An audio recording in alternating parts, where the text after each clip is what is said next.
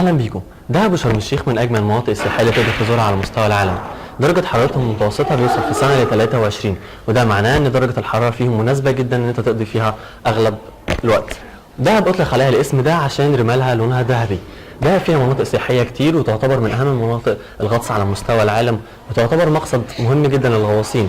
ومنها منطقه البلو هول اللي يوصل لعمق فيها ل 300 متر. فيها مناطق تانية زي الممشى، وفيها مناطق كتير. شرم الشيخ اطلق عليها الاسم ده لان كلمه شرم باللغه العبريه تعني خليج. شرم الشيخ تعتبر من اهم المقاصد السياحيه على مستوى العالم. من اهم النشاطات اللي تقدر تعملها في مدينه شرم الشيخ ومدينه دهب هي كالاتي: تقدر تعمل سفاري، تقدر تعمل سنوركلينج، تقدر تعمل دايفنج، تقدر تعمل باراسيلينج، تقدر تعمل انشطه تانية كتير، بس لازم تكون هناك. يلا بينا على شرم.